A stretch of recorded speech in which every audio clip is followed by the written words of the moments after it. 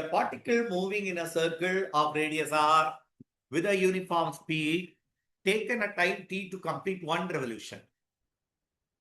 So t என்ற டைம்ல ஒரு full revolution complete ஆயிடுச்சு. Okay.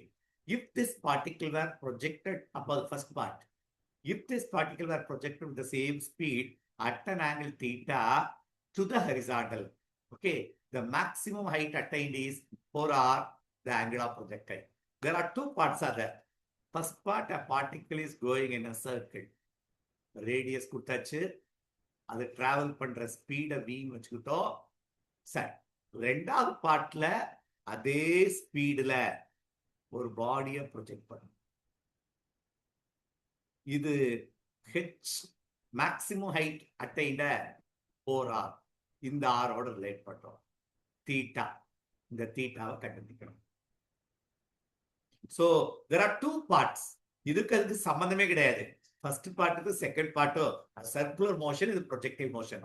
ஒன்லி திங் கனெக்ட் பண்றான் எப்படி, த்ரோ பண்ண வெலாசிட்டி ரேடியஸ் அந்த ஆர் கொடுத்து ஹைட்டோட ரிலேட் பண்ணிட்டான். நமக்கு ஃபார்முலா தெரியும், v equal to r omega.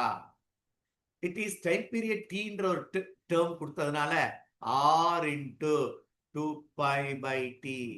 கரோவாயிட்டியா? Let it be equation number 1. இதோட ஃபர்ஸ்ட் பார்ட் முடிஞ்சு போச்சு. இந்த செகண்ட் பார்ட்டுக்கு வர்றோம். It is projected at an angle theta and it reached the height maximum. H max formula அது எதுக்கு ஈக்குவல் சொல்லிட்டானா 4r க்கு equal தான்.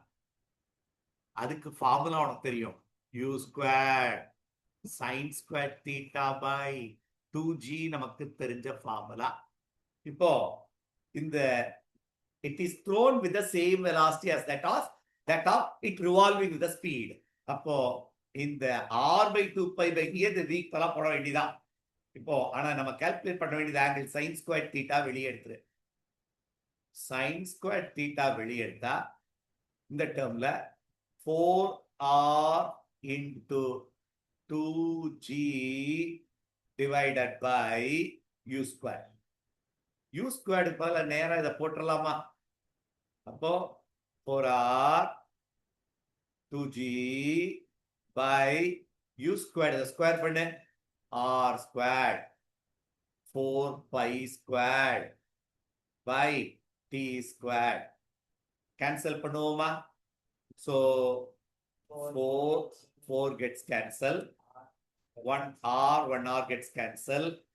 அப்போ தீட்டாவை நம்ம வெளியே எடுத்துட்டோம்னா சைன் இன்வர்ஸா அங்க பேலன்ஸ் என்ன இருக்குன்னு பாரு, 2g t squared divided by r pi squared to the power of half. So answer is A. கவனிக்க முடிஞ்சதா? So there are two parts, ரெண்டுமே தனித்தனி, ரெண்டே ரிலேட் பண்ணியிருக்காங்க இந்த சம்ல.